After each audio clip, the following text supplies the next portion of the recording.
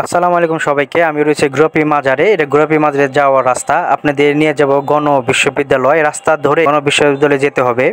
এটি গণ বিশ্ববিদ্যালয়ের বাউন্ডারি দেখতে পাচ্ছেন। এটা গণ বিশ্ববিদ্যালয়ের বাউন্ডারি। এটি গণ বিশ্ববিদ্যালয় অবস্থিত সাভারে, ঢাকা 19।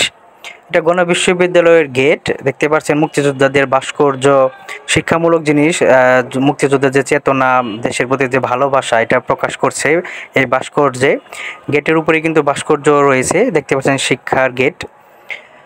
দেখতে পাচ্ছেন আমি রয়েছি গণ বিশ্ববিদ্যালয়ের ভিতরে। ভিতরে আপনাদের ছবি দেখাচ্ছি, শিক্ষামূলক কিছু ছবি। তারা দেশের জন্য প্রাণ দিয়েছে। তারা ওই সময় দেশের জন্য তাদের যে যুদ্ধের ডাক, নারীদের, তারপর চিকিৎসা করেছে।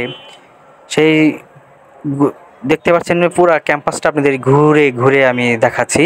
এই ক্যাম্পাসটি অবস্থিত সাভারে, ঢাকা 19 আসন। এই প্রতিষ্ঠাতা এখন আর বেঁচে নেই। সে বাংলাদেশের জন্য অনেক কিছুই করেছে।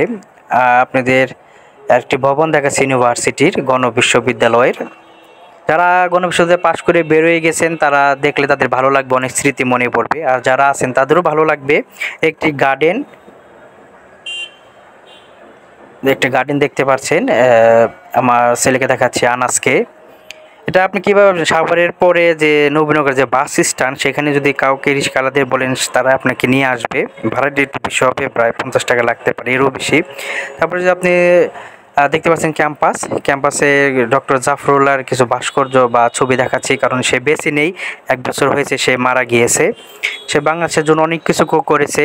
সে একজন ডক্টর ছিল। সে বিলেত থেকে ডক্টরি পাশ করে সে বিলেতে না থেকে, ইংল্যান্ডে সে না থেকে, সে ওই সময় মুক্তিযোদ্ধাদের পাশে দাঁড়িয়েছিল।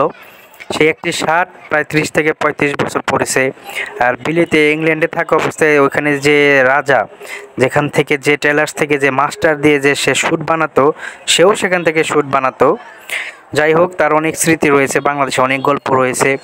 সে এখন বেঁচে নেই। সে তার গণ বিশ্ববিদ্যালয়ে যে মেডিকেল, সেটাও রয়েছে। তা যারা মেডিকেল পাশ করে তারা ওইখানে যে ইন্টার্নি করে। তারপরে আপনি সাভার যে স্মৃতিসৌধ রয়েছে, ওখান থেকে 2 কিলোমিটার ভিতরে গেলে 22 মাইল একটি স্থান আছে, সেখানে নেমে যাবেন। গাড়ির কন্ট্রাক্টরদের বলেও সে নামাই দিবে, গাড়ির লোক যারা রয়েছে। তারপরে অপোজিট পাশের রাস্তার অপোজিট পাশে চলে গেলেই দেখতে পাবেন গণ বিশ্ববিদ্যালয়ের একটি বিশাল বড় গেট। ওই গেট ধরে রিক্সাওয়ালা 20 টাকা রিক্সা ভাড়া নিবে, গণ বিশ্ববিদ্যালয় আপনাকে নিয়ে যাবে। আর নেটে সার্চ দিলে পেয়ে যাবেন। আমার ছেলেকে দেখতে পাচ্ছেন, সে এখানে ভার্সিটিতে নিয়ে আসছি দেখানোর জন্য। বাচ্চাদের একটু ঘোরার প্লেস, অনেক বিশাল বড় একটি প্রাইভেট বিশ্ববিদ্যালয়। এটি প্রাইভেট বিশ্ববিদ্যালয়, এই গণ বিশ্ববিদ্যালয় সাভার 19 অবস্থিত। আপনাদের ঘুরে ঘুরে গণ 1 বছর হয়েছে মারা গেছে। সে একজন মুক্তিযোদ্ধা। তাকে আমরা হারিয়েছি। বাংলাদেশের একটি গর্বের বিষয়। সে সে এখন বেঁচে নেই। তার প্রতিষ্ঠানগুলো রয়েছে, গণ বিশ্ববিদ্যালয় রয়েছে, রয়েছে গণ মেডিকেল, গণস্বাস্থ্য মেডিকেল রয়েছে। তার গণস্বাস্থ্য ফার্স্ট মেডিকেল ঢাকাতে অবস্থিত। তারপরে সে এখানে এসে করেছে। সেই বহুদিন আগের কথা। আমার ছেলে দেখছেন ঝুড়িতে বোতল ফেলছে। এটা কোথাও গেলে আসলে এরকম ঝুড়ি থাকলে ঝুড়িতে ময়লা ফেলা উচিত, কারণ নোংরা করলে আর জিনিসটা খারাপ লাগে। যাই হোক, আপনি গণ বিশ্ববিদ্যালয় ইউনিভার্সিটির যে মাঠ রয়েছে, বিশাল বড় ক্যাম্পাস, আপনারা দেখে বুঝতে পেরেছেন। ধামরাই, সাভার, মানিকগঞ্জ আশেপাশে যারা রয়েছে, যারা সরকারিতে চান্স পায় না, তাদের জন্য খুবই কাছাকাছি একটা ইউনিভার্সিটি এটি, গণ বিশ্ববিদ্যালয়। এটা দেখতে পাচ্ছেন ঘাস ফুল, বিভিন্ন পাতা পড়ে আছে ঘাসের উপরে।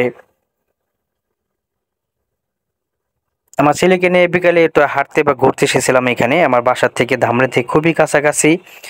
আর এটা একটা লং টেনিসের মাঠ দেখতে পাচ্ছেন। সেই লং টেনিসের মাঠে দৌড়াদৌড়ি, খেলাধুলা করছে। বাচ্চাদের বিভিন্ন জায়গায় নিয়ে যাবেন, শিক্ষামূলক কিছু নিয়ে যাবেন, তারা শিখতে বুঝতে পারবে। আর ভিডিওতে কোনো ভুল ত্রুটি বা কথায় হয়ে থাকলে আমি দুঃখিত, সরি। আমার ছোট্ট একটি জ্ঞানে যতটুকু পেরেছি আপনাদের সাথে শেয়ার করলাম, ব্লগটি শেয়ার করলাম, কথা শেয়ার করলাম। আর সবাই ভালো থাকবেন।